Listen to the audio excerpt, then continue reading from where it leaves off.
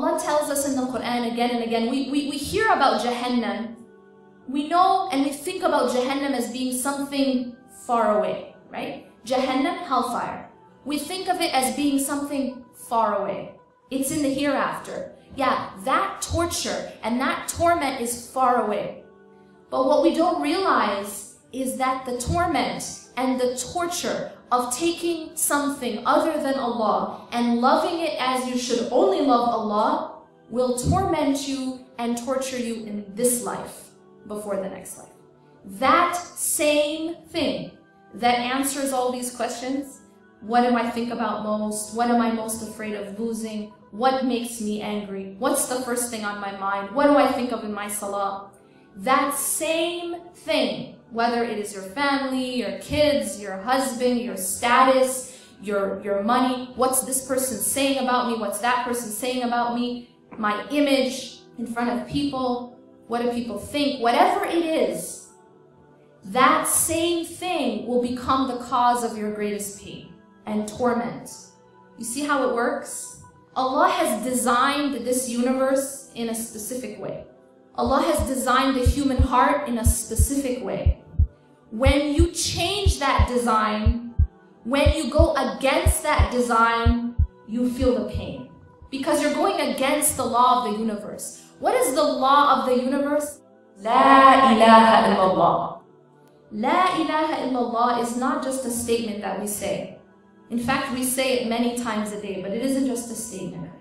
When you're saying La ilaha illallah, you are saying that there is nothing worthy of being put at the center of my life except for God.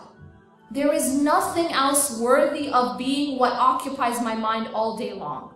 There's nothing else worthy of being the first thing I think about when I wake up in the morning, the last thing I think about before I sleep, what occupies my mind during salah. There is nothing else worthy of being that important, of defining me in that deep of a way, except for God.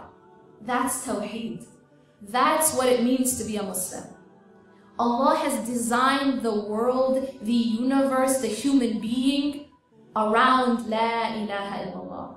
When you go against La ilaha illallah and you take your money and you make that your ilah, you will suffer. Because you're going against the law of the universe. When you take your spouse and you put your spouse in that place, you will suffer. When you take your children and you put your children in that place, you will suffer. You will feel it because you're going against the law of the universe. This isn't how Allah subhanahu wa ta'ala designed it. Allah made our hearts in such a way that it is only to be filled by Him. And so when you fill something with a substance that it wasn't intended to be filled with, it breaks. When you go to the gas station and you need to fill up your gas tank, and you decide that today, you're not going to put gasoline in the gas tank, today you're going to put orange juice. Well, not a very smart decision, because what happens? What happens is your car is not going to work. And in fact, you will break that car. When you fill the gas tank with orange juice, you're filling it with something that it was not designed to be filled with.